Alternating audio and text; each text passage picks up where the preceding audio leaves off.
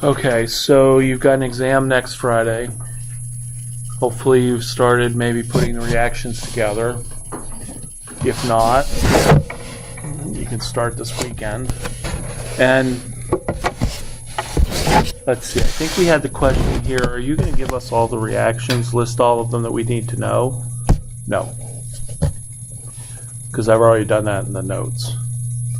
So instead of me being an evil, whatever word you want to come after that, the whole idea here is that what you want to do, and I think I've gone over like my suggestion for maybe a 3x5 card, where you put on the front the reactant, the two reactants, and then on the back you put the reactant and the product, so you've got to put in the missing reagent. You can use any version of that on paper, electronic, 3x5 card, whatever. But what you should probably do, bless you, is just go back and start looking at the reactions that from like today, bless you, backwards. Maybe even to the alkene reactions. From the notes, from homework problems, etc. Because the whole idea here is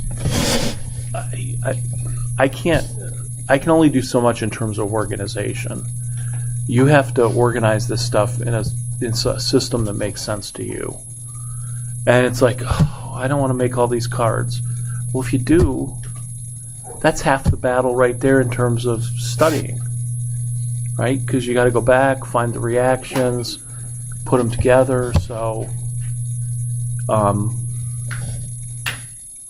that's my suggestion. In terms of mechanisms, you could go look at older exams to see what mechanisms I asked for, what mechanisms have we done in notes, etc.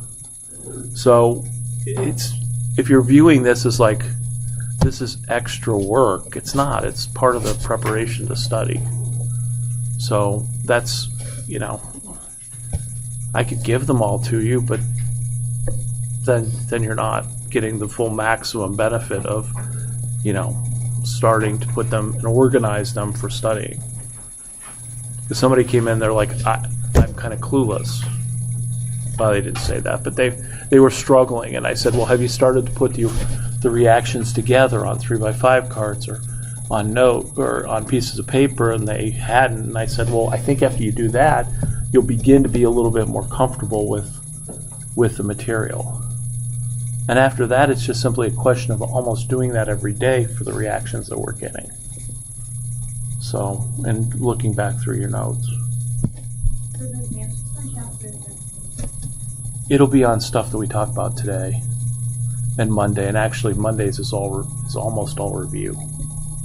So there's no video for Monday. I'm gonna live lecture, but if you look at the topics, epoxides, which we've been through a lot, but now ethers, making ethers and cleaving ethers. So I'm going to live lecture that on Monday. So it'll be on topics up till that. I think that's chapter 15. But I haven't put chapter 15 top hat problems on yet. But chapter 14, I think they're due next week maybe. And those are part of your review process as well. If you're going through and you're having to look up the material, then that's okay. You're having to look up the material, but maybe looking through the material and doing those problems is ahead of time. At some point, maybe we'll have a little 50-minute sort of this is my suggestion on your metacognition, improving your metacognition skills. But it's not today. Okay. So if you kind of feel uncomfortable, take and start looking at the reactions from today backwards, through the alkenes, through the alcohols, through the alkynes, and then through the alkenes. And then hopefully once you have them, it'll help you begin to organize things or see what you have to organize. It might be intimidating too. It might be like all this stuff, how am I going to deal with that?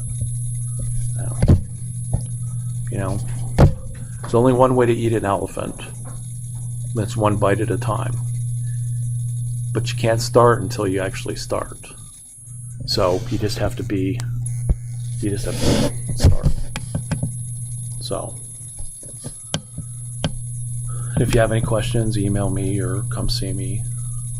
But you'll see a lot of this stuff a lot of it is review, but a lot of it's very similar. So where there's similar stuff, organize that together. All right. Any questions about today's stuff or previous stuff?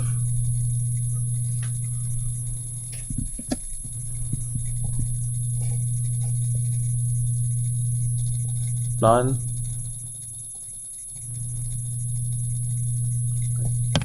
So I can organize today's stuff into two questions.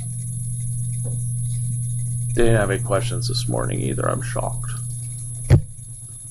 So we'll just kind of go through, and then I'll ask questions as we go.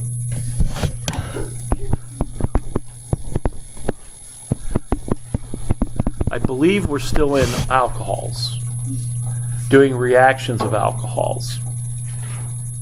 So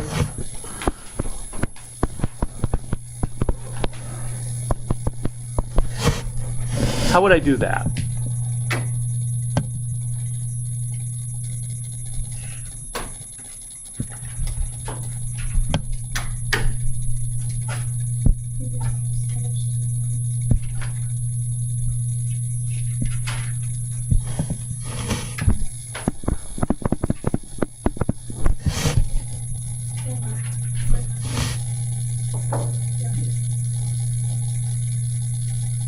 I'm confused.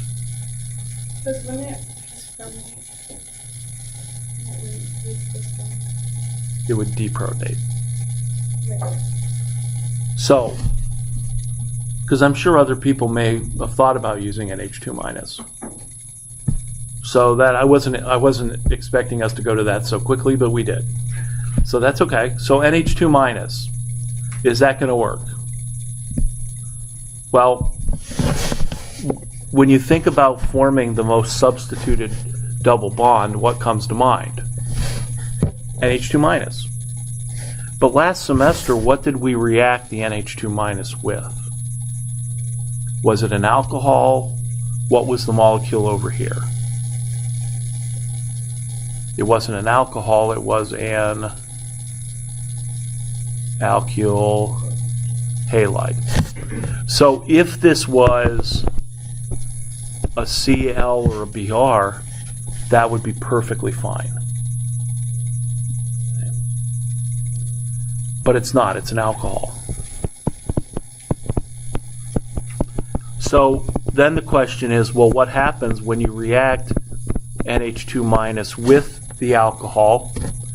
And in our periodic table, we have CNOF. Strongest base in that sequence is what minus? C minus, then N minus, then O minus. So what's a stronger base? N minus or O minus?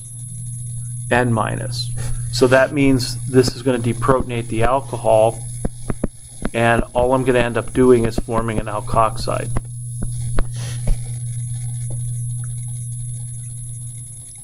So this is a perfectly natural progression. I need to form a more substituted double bond. How did I do that last semester with NH2 minus, but I didn't use an alcohol. So if you use an alcohol, it's not going to work.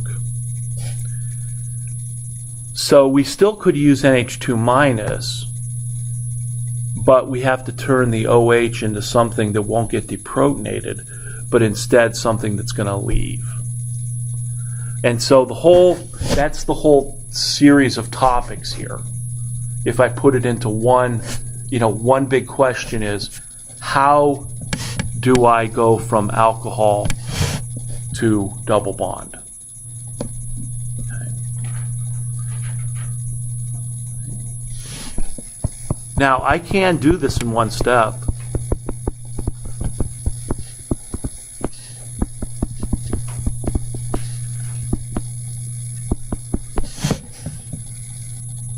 I can't do that with one reagent.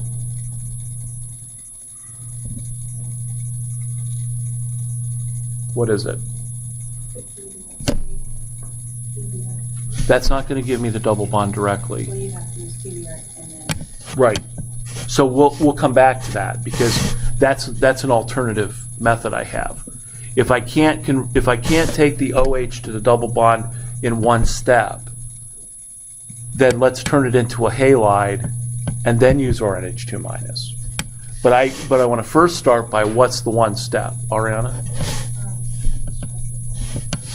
H2SO4 and heat.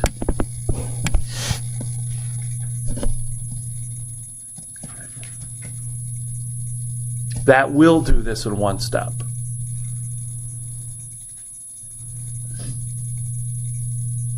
But why do I need H2SO4 and not HCl, HBr? Need H+. So that's the first thing. So if we're thinking about how do I go from OH to double bond, the first thing I've got to do is make the OH leave. It will not leave on its own.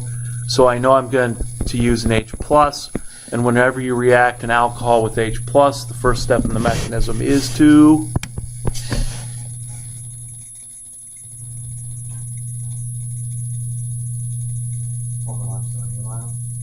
by the bond pairs on the oxygen attacking the H+. protonate the oxygen. That's the phrase I was looking for. Protonate the oxygen. Because I don't know how many times I say that a week. First step, always protonate the oxygen. So I'm going to protonate the oxygen to then do what you said, which is make the oxonium ion.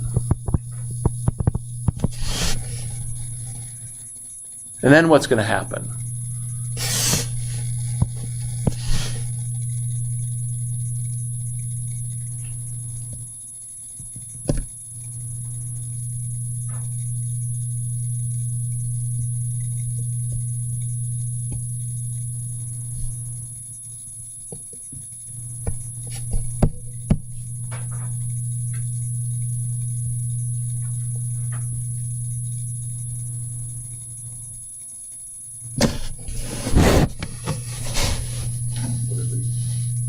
What's leaving? The water's leaving.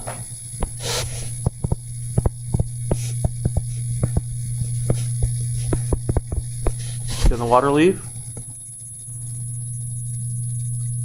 Because I'm forming a secondary carbocation. So the water can leave. Now, if I used HCl, what would happen? I'd have a Cl minus floating around out here, and what would it do? It would add to the carbocation. So why did I use H2SO4? Because when I used H2SO4, I made an HSO4 minus anion, and is that a good nucleophile? No, it's a lousy nucleophile because this is a lousy base, because if I wrote the structure out, that would be the structure of the HSO4 minus anion. And what makes that a lousy base? The stability. It's stable because of all the resonance structures. So if I'm going to do elimination, which is what I want to do, I can't have the conjugate base of the acid attack the carbocation. So that's why I use H2SO4 or H3PO4, phosphoric acid. Okay. So then what happens next? There's no nucleophile to attack, which isn't really true because water could attack, but if water attacks, I go backwards. So this is now my alpha carbon, always was my alpha carbon. I've got 2 beta carbons with 2 beta hydrogens. So now I'm going to lose an H+, so which beta hydrogen should I lose? Left or right? right? I got one left, one right.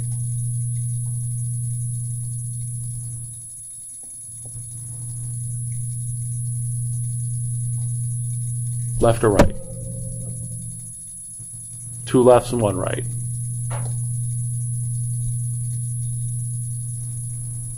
Wait, would you do a rearrangement in that case or no? I could if I told you. So I wasn't told that I could do a rearrangement, so I'm not going to. But yes, I could.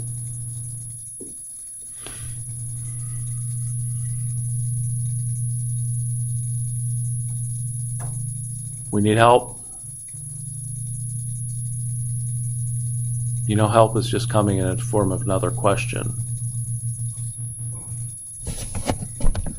Is this an elimination reaction? Yes. What kind? E1 or E2? I heard E1 and E2.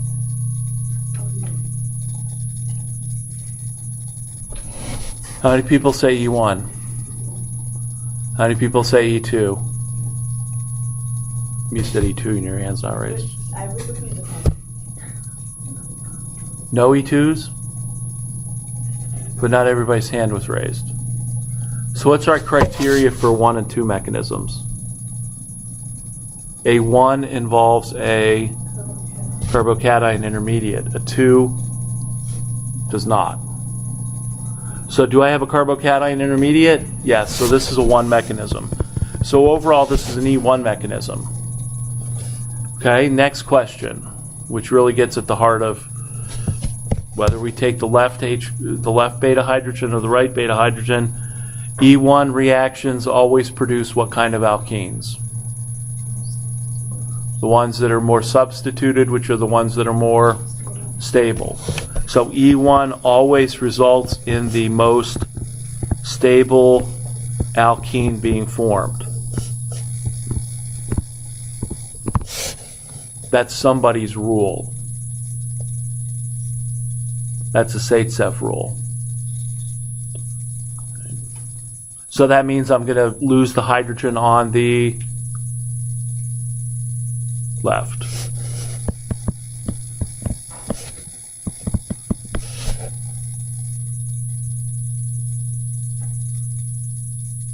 Because that's the most stable double bond.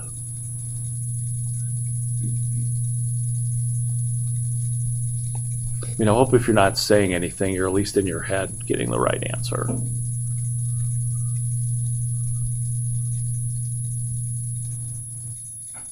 Okay.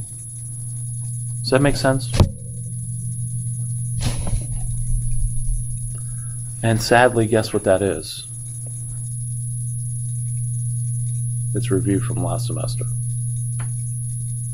So we constantly have to review.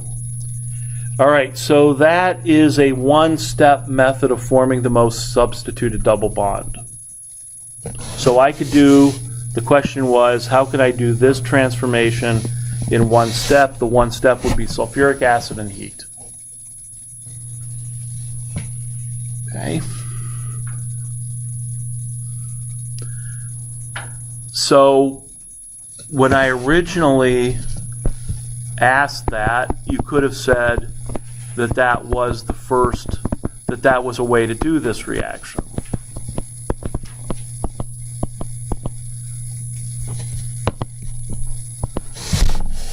So now we know NH2 minus is off the table with an alcohol.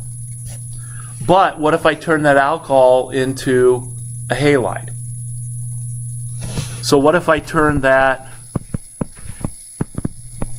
OH group into a Cl and then react it with NH2 minus?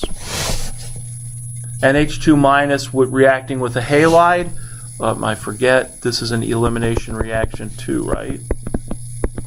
1 or 2? 2? We sure of that? Yeah, it's no carbocation, so NH2 minus is just going to come in. It's going to have two choices of beta hydrogens to rip off.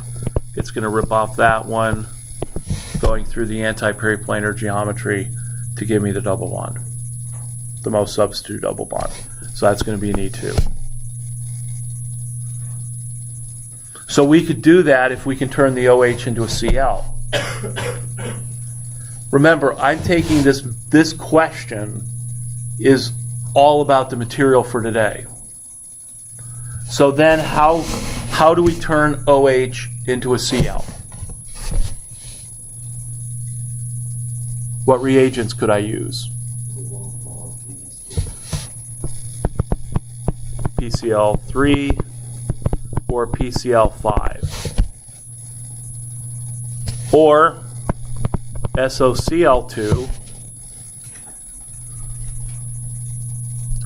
Those are new reagents, and their advantage is they have some disadvantages, but one of the advantages that these have is that remember how we did in first semester lab, if you took first semester lab here, how we took the butyl bromide, we took our butanol and we converted it to butyl bromide by 45 minutes of reflux with sulfuric acid and NaBr as the Br minus. Right, 45 minutes of reflux later, we got our product. So if you use PCl5, PCl3, SOCl2, and there's bromine equivalents of all those, reaction will go a little faster. So you could use those. Why don't we in lab? Well, number one, that experiment's gone. It's the last time we've done that one. But there's also some things that go with the PCl3 and the PCl5, things like pyridine, which are not particularly great reagents to use. So that's not, they have positives, they have negatives. The positives, they'll react faster than like HBr. Okay, so those are new reagents that could be used. What else could I use that I'd seen before? What if I wanted to substitute the OH with the Cl?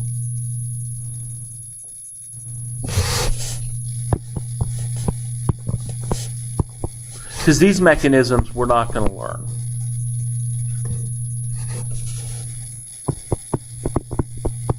So if I want to do what's the key word I'm looking for? Substitute the OH with the Cl. How am I going to go about doing that?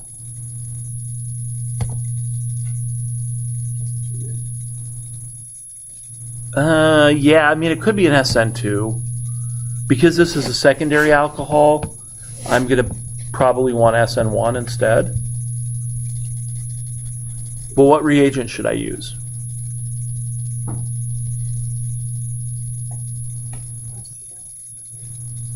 HCl? Or Cl minus. Good choice.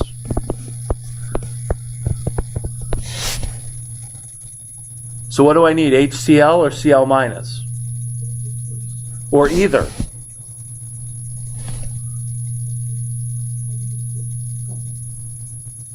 Is the Cl minus going to come in and kick off a hydroxyl group? No, it didn't last semester. It's not going to now. Why? Because OH minus is not a good leaving group. Why? Because it's a stronger base. And leaving group ability is based inversely on basicity. So I want a lousy base. Hydroxide's not a lousy base. So what do I need to do to make it leave?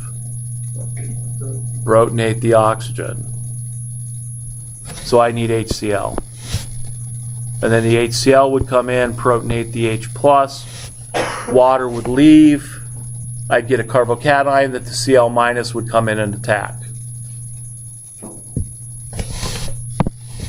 Oh, it's like I'm back here again. So if we want to substitute an OH, we need to use the acid and the nucleophile. So HCl, HBr. Okay, so we could do it simply like that, too. So up here, we could use these reagents, or we could simply use HCl or HBr.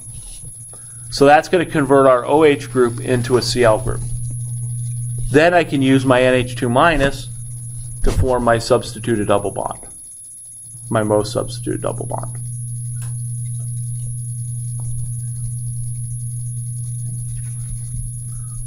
So again, the point is I want to do this.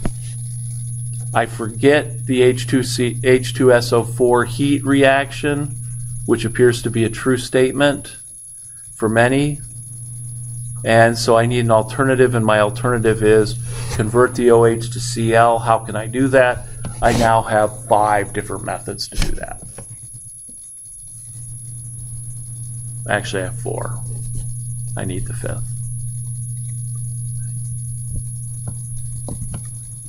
What else could I do? I need to turn the OH into a good leaving group. But what if I can't use acid? Then I'm going to use those things called the tosylate esters.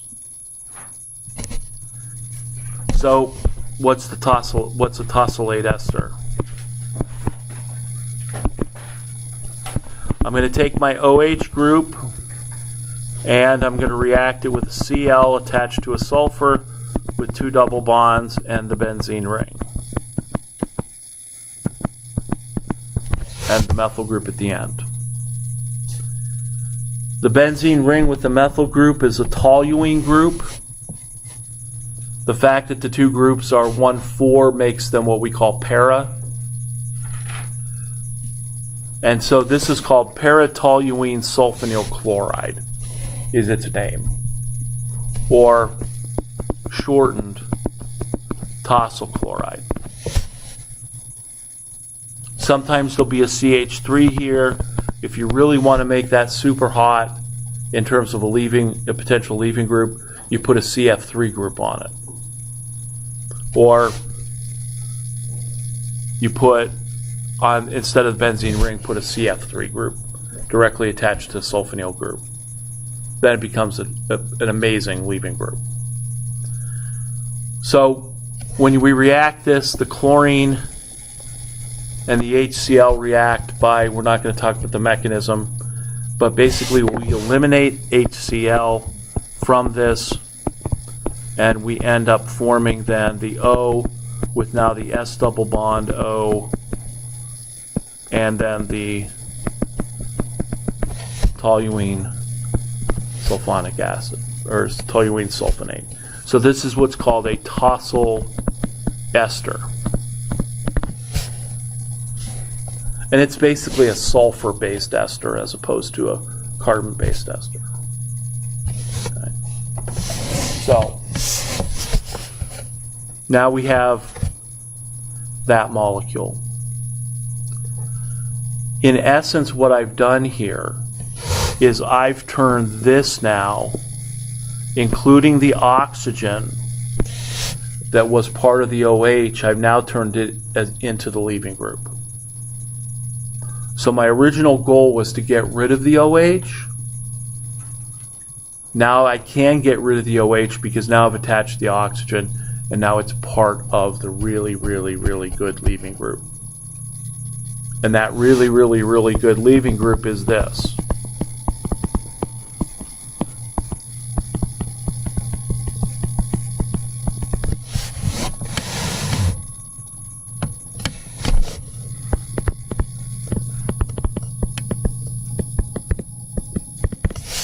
It's a great leaving group.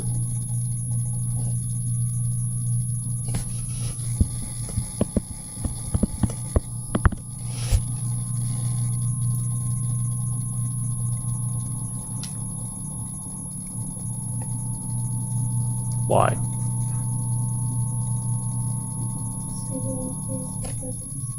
It's a stabilized base because of all the resonance structures, which makes it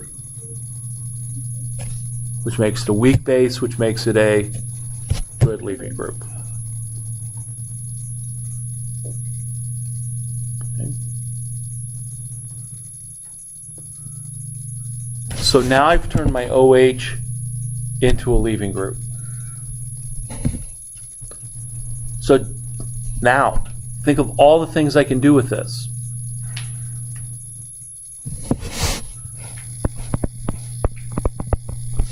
I could react it with Cl minus. And what would I get?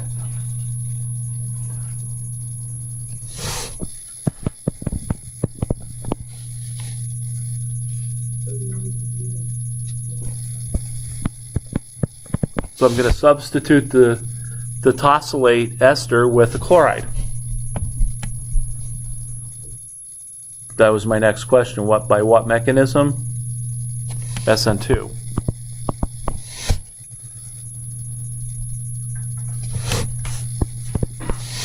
What else could I substitute that with? I substitute with any strong nucleophile. I mean, I wouldn't want to take a hydroxide and substitute it because I already had an OH there to begin with, but I could if I wanted to. I could use an alkoxide, like a methoxide, and do a substitution. I could do this. NaBH4.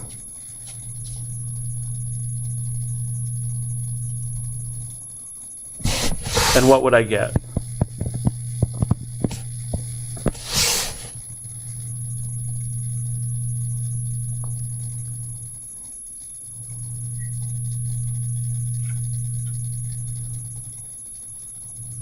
What's NaBH4 a source of?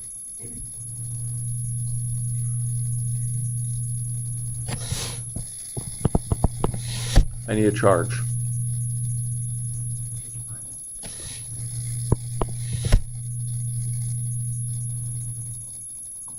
That's sodium borohydride. Sodium borohydride is a source of hydride. So what happens? The hydride comes in, kicks off the group, and what do I end up on that carbon? The hydrogen.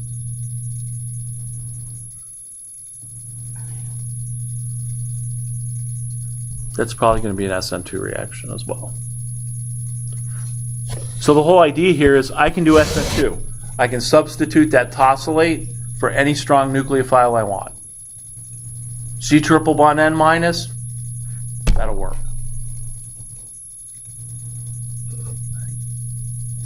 What else can I do with it? Well, if it's a leaving group, how about I use NH2 minus? If I react that molecule with NH2 minus, what am I going to get? A what? I'm going to get an alkene. So here's my alpha carbon. There's my beta hydrogen. Here's a beta hydrogen. So which beta hydrogen, if I do this reaction, which beta hydrogen is the NH2 minus going to grab? The one on the left or the one on the right? Left.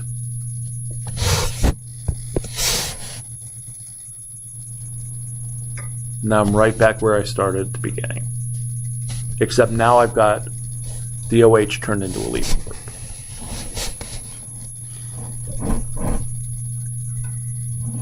Seeing as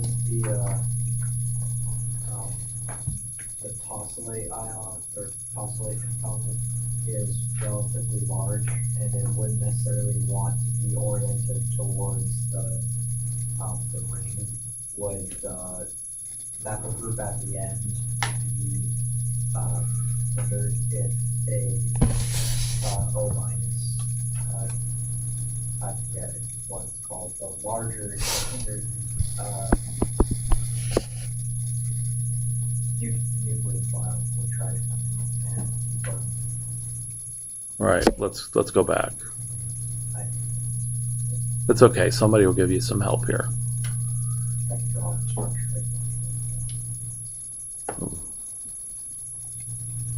That's half credit then. I'm going to work on that for next week.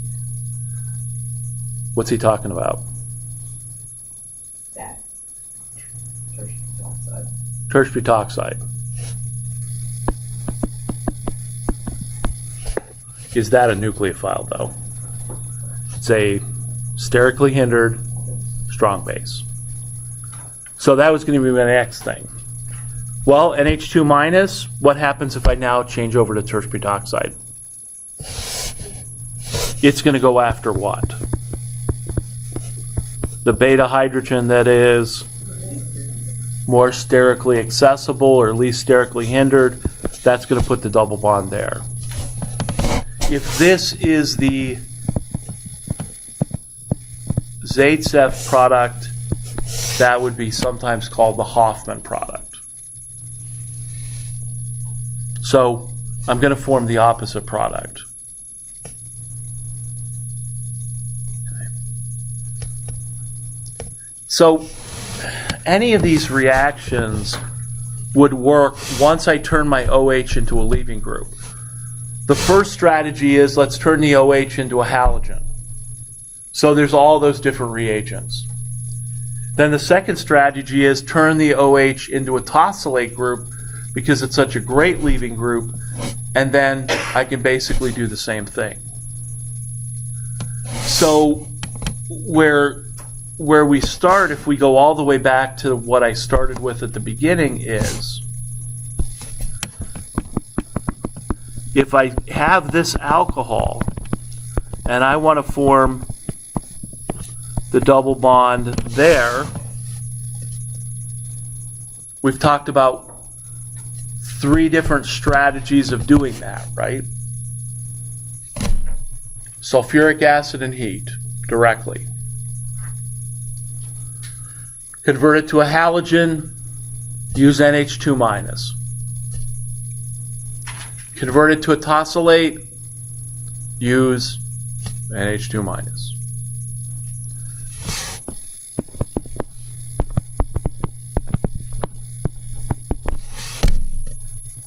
I want to do that. And so if I would have started with that and said, hey, how do you go from this alcohol to this double bond? What's the first thing people would have said 30 minutes ago? Tertiary butoxide. Right? You would have fallen into the trap. It's a fairly easy trap. Because before we have this discussion, it's like, oh, I want to form the least substituted double bond. The first thing that hopefully pops into your mind is tertiary butoxide. But it's got to be tertiary butoxide with a halogen, not with an alcohol. Because the O minus will just simply equilibriumly deprotonate the OH. So that's all this material that was in today's video in this section of the book. I summarize it in how do you do these 2 things? And it's ways to make that happen. But unfortunately, it's not direct reactions with the NH2 minus or the tertiary butoxide. And I can do this one with sulfuric acid. I cannot do this one with sulfuric acid. So that's where I needed that other, I need to turn that OH into a leaving group. So that's sort of the organization, that's the whole thought process behind this.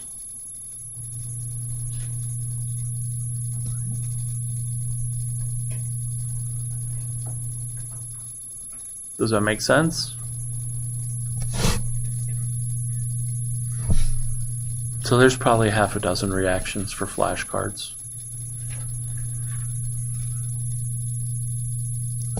This is what second semester is about. It's about learning more reactions. Okay. So,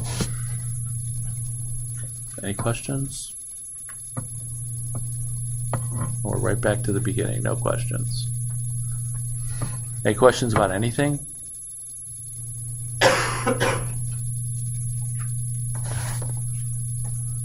these problems.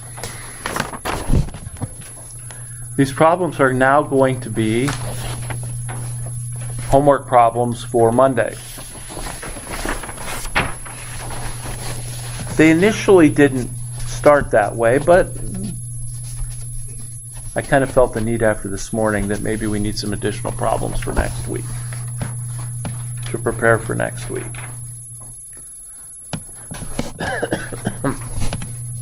So, if you look through some of these problems, you're going to see basically variations on a lot of this.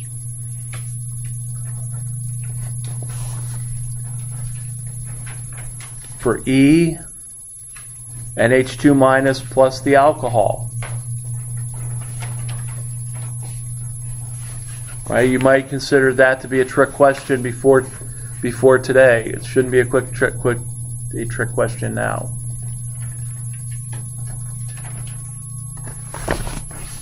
And then reagents.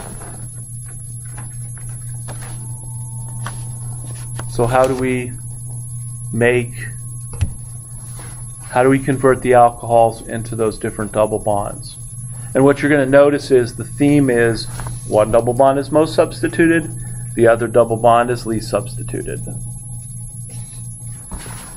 I do have a question though. Let's do G. Because at first glance you look at G and it's like, what am I going to do? So G basically, what you're going to do is you're going to start with that double bond. You're going to start with this double bond, and you're going to add to it, first of all, H plus H2O and write the product.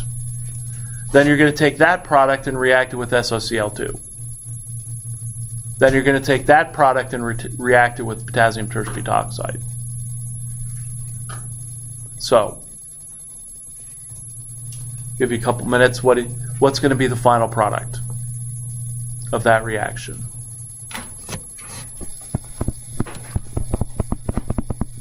H plus H2O, then SOCl2, then potassium tertiary.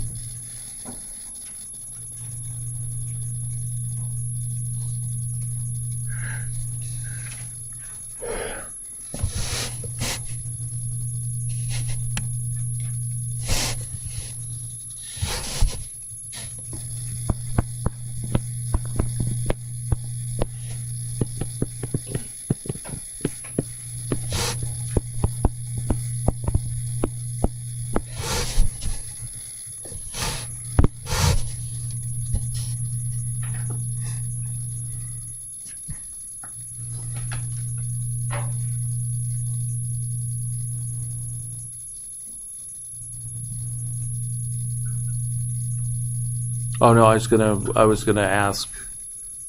wait till give everybody a couple minutes here.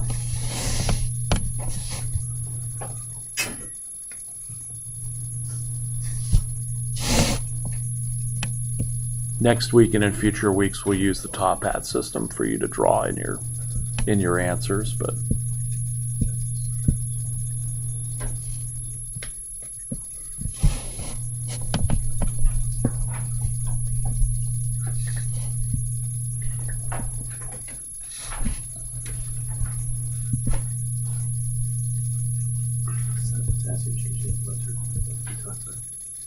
It's just a counter ion. So whether it's potassium tertiary oxide or whether it's just tertiary oxide, same thing.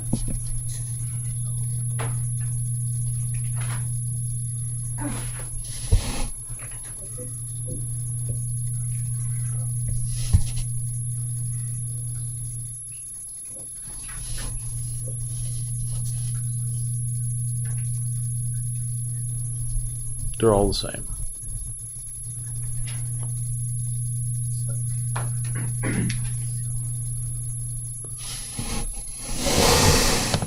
All right, we could do this under exam conditions, which means you should have had the final answer about 2 minutes ago.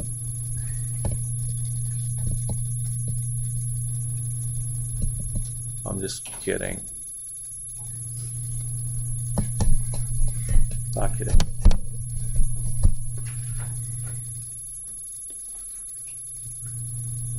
Anybody want to propose the final product?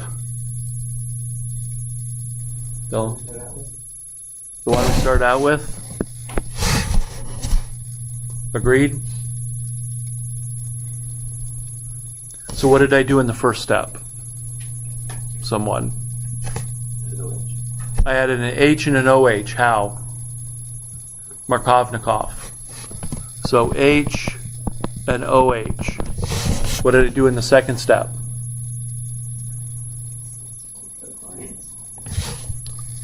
I substituted chlorine for the OH. Or you could say replace. Okay, and what's going to happen with the last step? It's going to be what kind of mechanism? E2, here's my alpha carbon, here's my beta carbon, my other beta carbon, each one of the beta carbons has hydrogens, and so which beta hydrogen is the terse butoxide going to grab? The one on the right, which gets me back to the original product.